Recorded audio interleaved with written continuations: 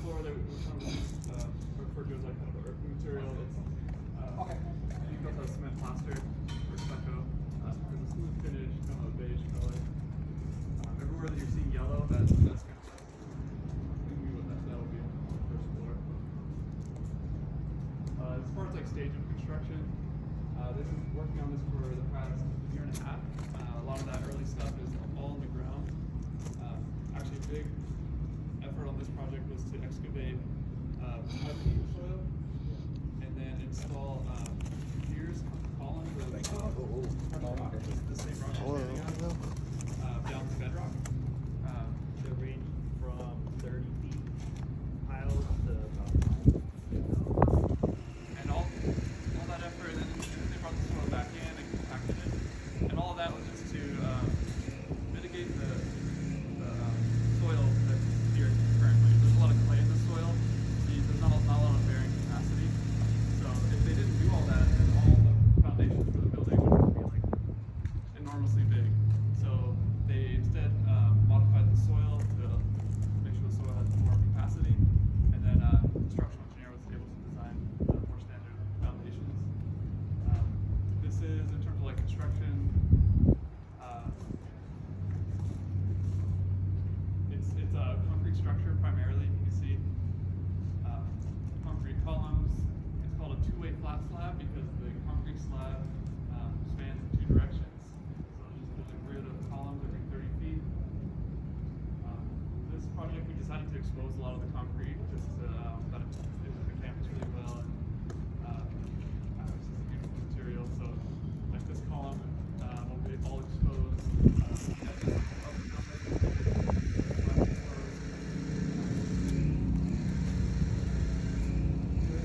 Structure, but that's isolated to just that center area that's double height volume. Currently, the interior metal framing is being put in, so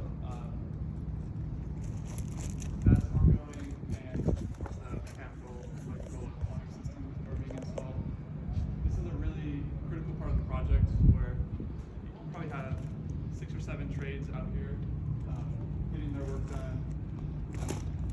Literally like people kind of working together in and around each other. This is where a lot of conflicts come about. Figure out a lot of things in the field, and it can take a while because once you close up all the walls, there's a lot of planning that went into this. The contractor modeled all of this in Revit to really fine detail, to the point where they were able to like laser in all of the attachment points and like mark them on the ceiling, and essentially all these like little hanging wires, those were all installed before like the pipes were even here to go in. So do you have outside consultants, the engineers, or do you have in-house? all we hire consultants. Yeah. Hire consultants. So they all work in Revit, and then they provide their plans in Revit, and then the contractor takes it and combines them into one. So it's more like levels. So the architect and their consultants take it to, are you guys like a level 300? Yeah, 300. 300 where, it's, you have your primary routing for all of your MEP and fire and other building elements, and then the contractor takes that and then they refine the details to include all the hangers and supports and seismic bracing, and do the final connections, and we clash that.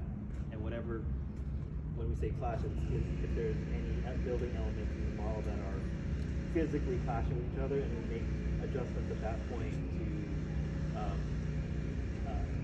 to resolve any issues long before we get to this point. If we start building before any of the modeling, it's more expensive to fix it at this point.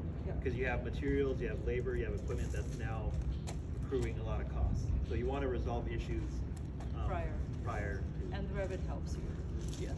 All the trades individually essentially rebuild our model and all of our consultants' models at a higher level of detail than what we do. We include those fittings and hangers and all the kind of miscellaneous stuff. All right, let's get in there. We're going inside. I thought we were going to do some alpha. Oh my goodness.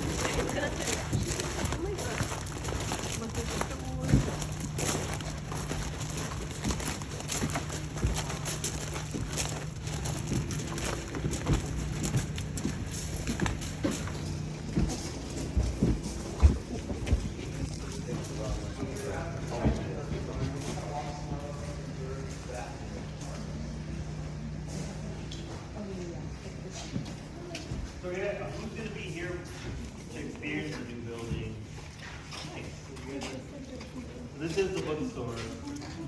The what? This duct overhead, this comes from the roof and it feeds air into like that whole side of the building. So this is an abnormally large duct. Yeah. And actually what you see directly overhead is some metal framing that we probably worked for a couple of months on back and forth to figure out how to support the ceiling underneath the ductwork, because obviously you can't go through the ductwork to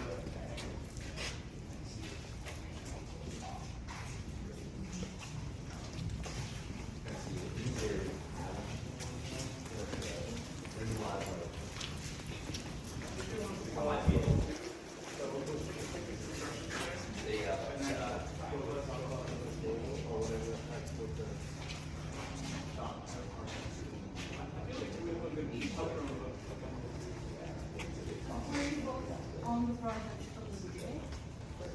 Yeah, architect for first. Yeah, like I mentioned, a project like this, probably 6 or 7 people ultimately worked on it. When we started designing this, I was working as a designer for just about 2 years. So, you need a lot more experience to realize something like this. So, there was, a project architect and a project manager, and as well as 2 other people with about my experience level, working to detail and design everything. And then I think you guys were at the 50% TV, but this went out to bid for the contract bid. Yeah, that's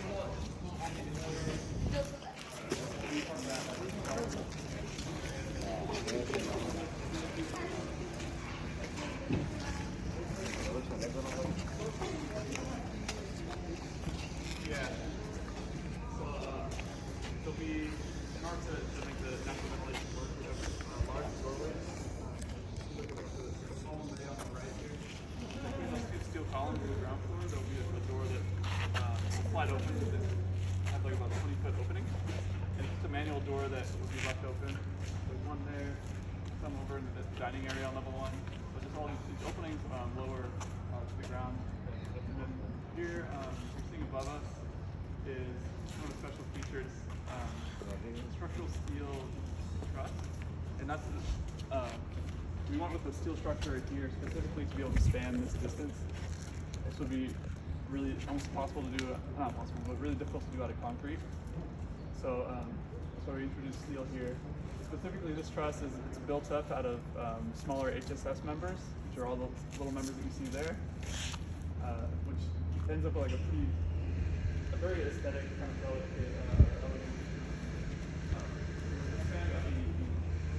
And at the vertical face of each of these sawtooths will be windows that open up to let wind out. And then hanging from right here will be a big ass fan. And it's like 20 feet, so you know it's going to help all of that. And again, this is the kind of the heart of the building, the heart of the campus. It's lined up with the Cesar Chavez building, and the exterior space is designed, you know, to be very like complementary of the interior, or vice versa. So that whole plaza is going to be hardscaped with trees to the right of it. So it's thought of to be like as a gathering space for like rallies, and any use really. So yeah, programming exterior space is always important consideration. You'll notice that it's very tall. We're only on the second floor, but we're really high up, right? That's a lot of the reason for that is because we anticipated the amount of like mechanical systems or MEP that would be required. So we increased the floor-to-floor area. So it's 16 feet from there to here. It feels higher, but I don't know. That's what they say it is. So you know, more typical would be like 13 feet.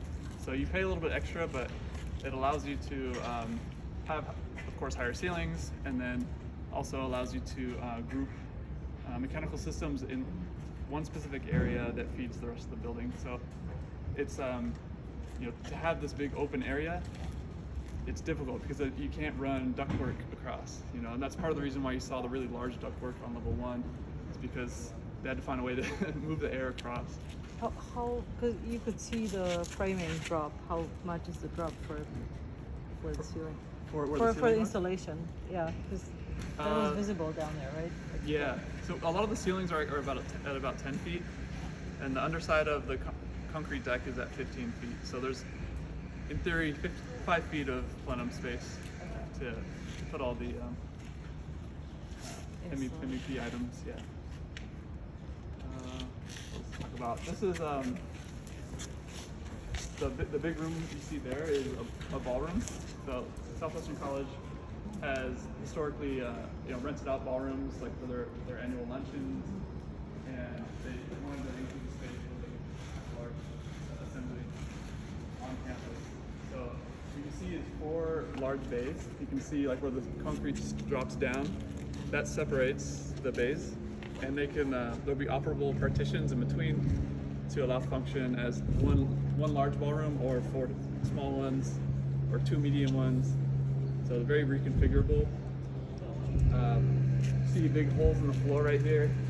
Again, this is just continuing the idea of bringing natural daylight in to as deep into the building as possible. So, I've mentioned about locating glazing where it's really critical. So the wall that you see there, and a little bit to the right, is a curtain wall system. It's pretty expensive, but it's essentially a hanging glass wall that allows a lot of natural light in. And of course, from the clear story above, there'll be a lot of light as well. So deciding to take up floor area to just cut a hole and bring light down into the building is it's an expensive decision, right? Like there's always cost impacts to making decisions like that.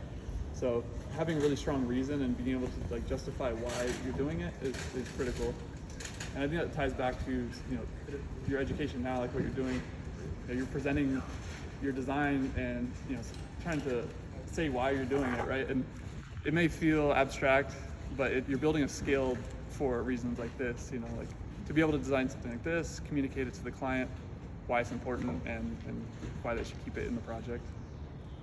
Another design feature of this roof was how the sawtooths were oriented. So all the glazing is facing north, so you're able to capture natural light and let air escape, but not get any of the heat gain from southern facing glazing.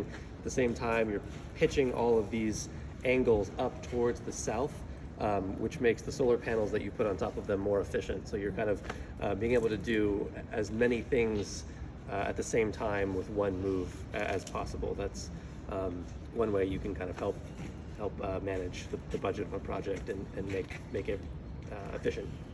Nice. All right, let's walk around to the end of the building over there. Be mindful of your edges.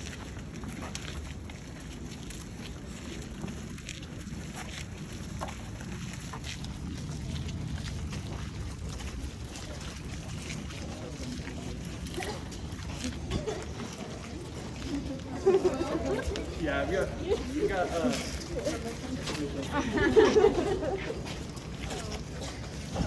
very good job of those.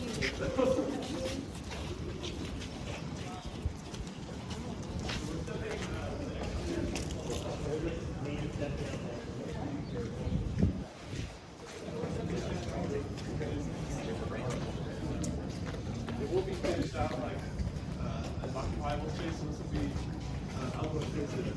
Two things come up here, there's a stair at the end there, and a stair just beyond this red orange fence. So it'll be accessible.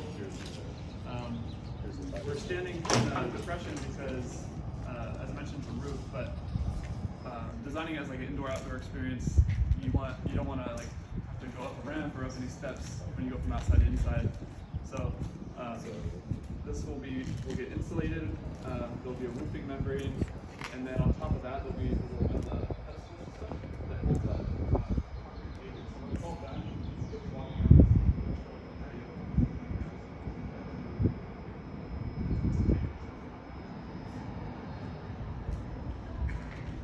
Yeah, so there's more vertical system here. Yeah. There's concrete will remain exposed, like on each side, and then And then the light coming in from here will also enter the space in there? it'll enter into this okay.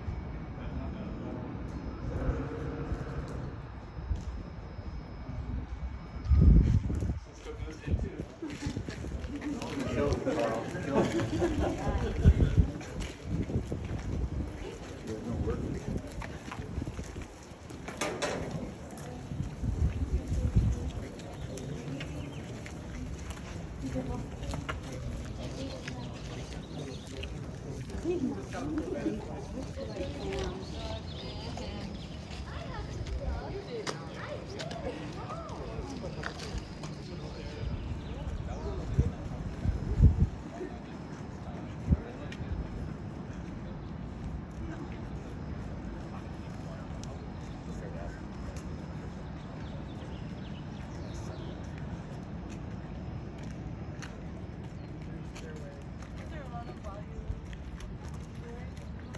It was a really tricky.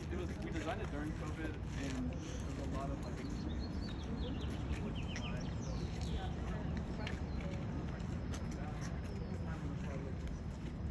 Way over budget, but it was really.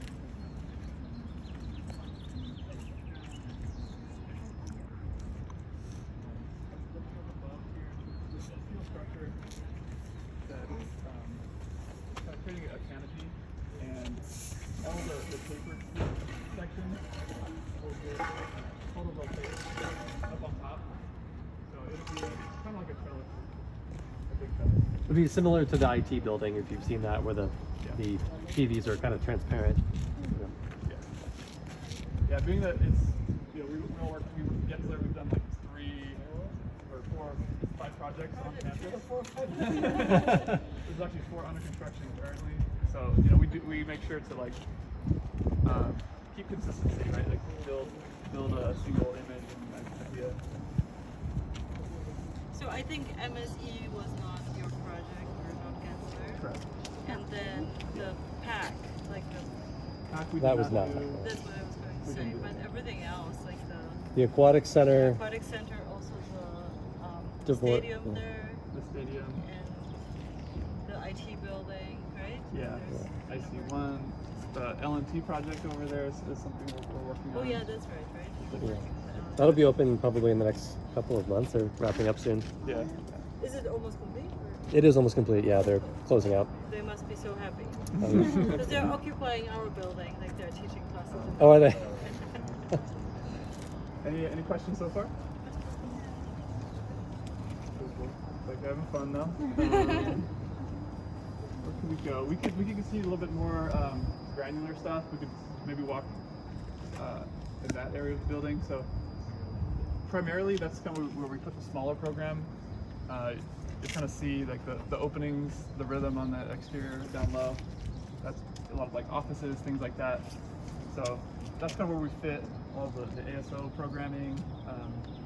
The learning communities are down at the end of the building. Health services are all down low. The veterans care center are all located in there. So again, just kind of the smaller, finer program we've located in that bar. Let's head that way. Probably have to head that way and out. So yeah, that'll be good.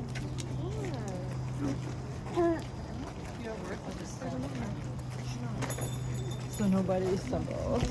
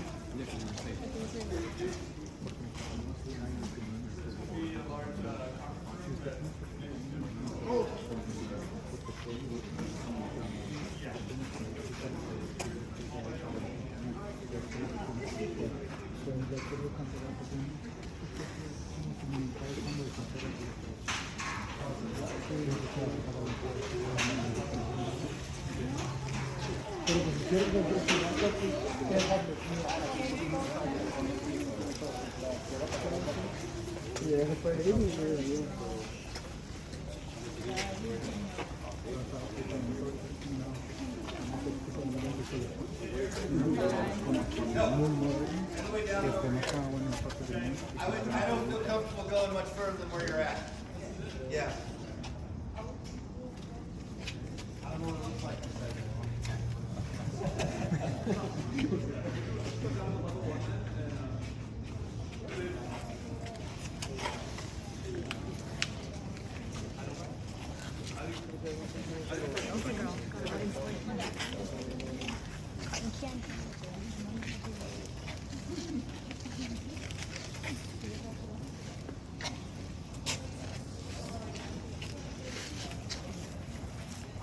I didn't walk in.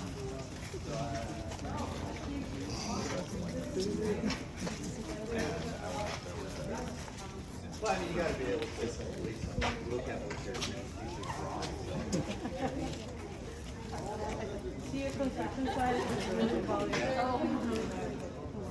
No, we understand. So we're a little flex. You know, some sites won't let you at all. So, but I talked to my safety department and they were cool about it. But probably, I don't feel comfortable. I mean, what else do you want to see? Okay. I think probably out. Okay. I thought level 1 area B was a lot more installed in that area. They're kind of working Let me kind of clockwise. Okay. We'll just poke in a little bit. I think level B, that area is fine. We'll just look down there to see some of the more technical stuff, some of the more like overhead systems that are installed, and then we'll move along to IC1. Let's go down.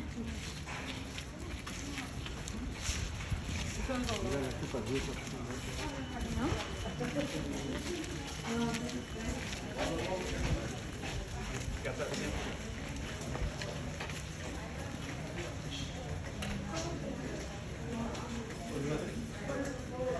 That's a culinary.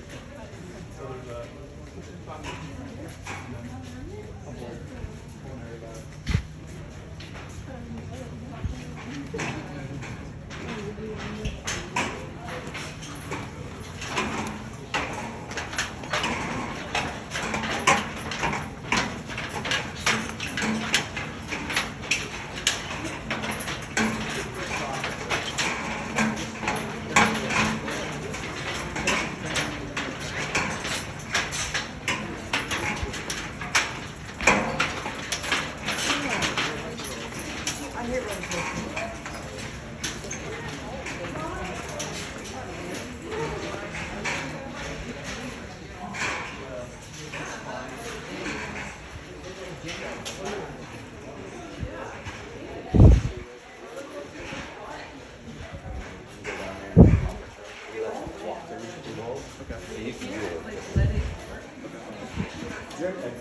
From the construction title matter? Minimize those that people take advantage of. Then I have like 20 gates I gotta maintain, so pretty bad enough they like to leave them open already. Which is great because we get the students are right there. That gate every day of having to be forceful. Let's put it that way with people. Is everybody here?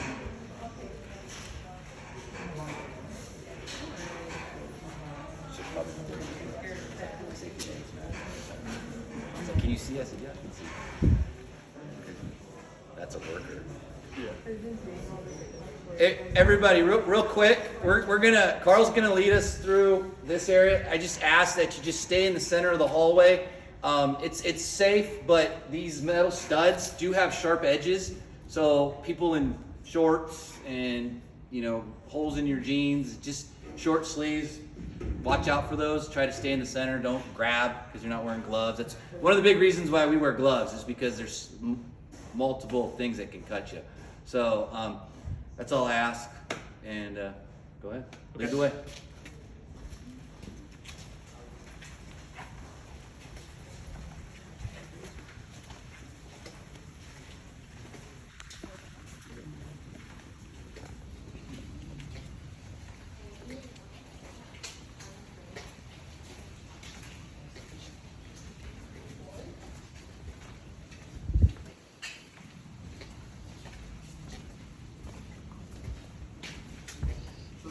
Kind of a service corridor, but behind the health services, and then as we go down some of the other program, you'll notice like a lot of the MEP gets routed in the corridors. That's really typical because they can be noisy. So if you were to route that over an office, you could have some noise issues that would bother people. It's not always avoidable, but we try to. Another big reason for that is you'll notice that all the walls go from deck to deck. And so since the corridors are already free, you can run all of these utilities through a corridor, and people run through a corridor without having to interrupt the wall for anything. So it becomes a little bit easier to build and more efficient. Yeah, you've got like electrical, plumbing, fire protection, sprinklers,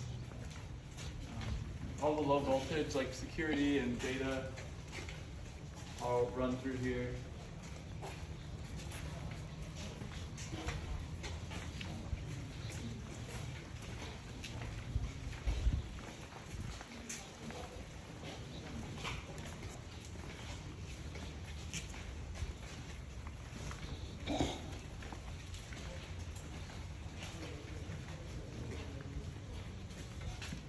Probably shouldn't be further.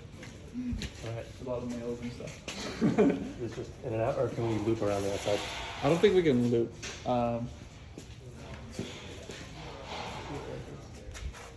Yeah, I think that's probably as far as we'll go. So we'll just look around. If you have any questions, we can talk about it. Or then once we're done, is there a way out that way, Eric? Yeah, come down and come through here and do a big move. Okay, never mind. We're gonna go down. Just I'm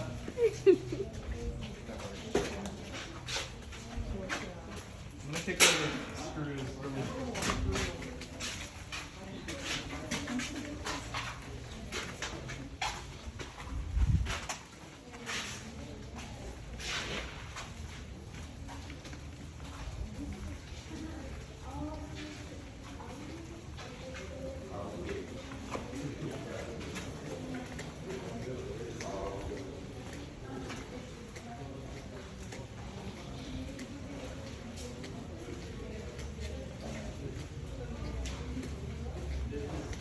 On the right is like typical offices.